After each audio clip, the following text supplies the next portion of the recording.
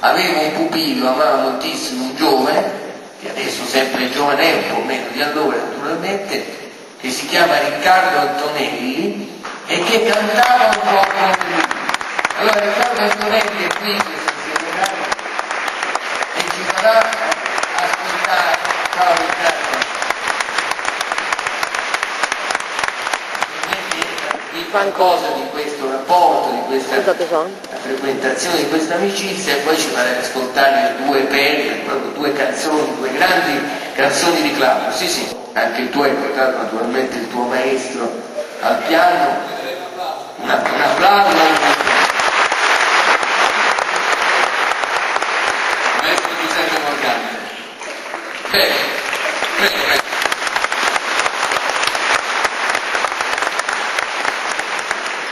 Intanto grazie a lei, dottor Borgna, per questo invito in questa serata così importante per tutti noi che siamo qui presenti. Come ho vissuto il rapporto così di amicizia con Claudio Villa? Dunque, io fin dall'età di 8 anni ero pazzo per questo cantante, un po' perché sicuramente si distingueva da tutti gli altri interpreti, poi perché andava in moto, quindi era, insomma, diciamo così, era un po' diverso, no?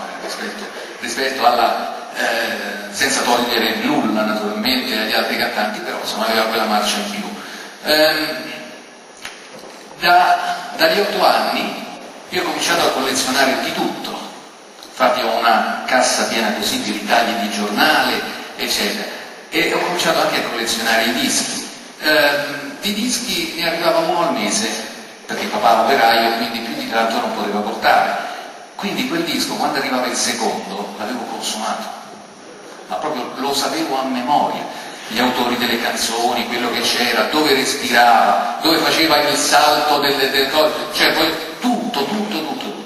Quindi fino al punto che il 24 ottobre del 1976 riuscii a conoscerlo. Io avevo appena compiuto 13 anni e mi ricordo che fu una giornata per me bellissima. Per me è come se avessi fatto 13 al Totocalcio, cioè non c'era altro veramente quel giorno. Mi ricordo che era a Radio Lazio, la sua radio che ci ha dato veramente qui a Roma la possibilità di avvicinarlo in una maniera incredibile, e avevamo l'appuntamento perché preso la domenica precedente, mi ricordo ero lì, c'era sempre molta gente, ammiratori oppure comunque gente dello spettacolo. Mi ricordo che entrò dalla sua porta vestito naturalmente da motociclista, si guardò intorno e fece: Riccardo! Beh, guarda, io veramente in un nanosecondo ebbi gli sguardi di tutti i presenti rivolti a me, mi sentii ancora più piccolo di quanto fossi all'epoca. E fu un abbraccio, un bacio, eccetera, fu un'intervista in radio di oltre 20 minuti, e lì nacque questa amicizia. Poi naturalmente si è sviluppato anche un rapporto professionale, e se sono qui questa sera a interpretare alcune sue canzoni, chiedo scusa naturalmente ai puristi viviani, naturalmente lo devo a lui.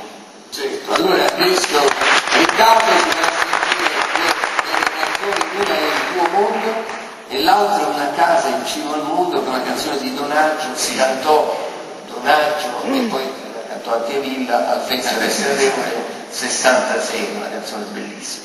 Prego, grazie. Lascia il microfono, dai la Riccardo Antonelli.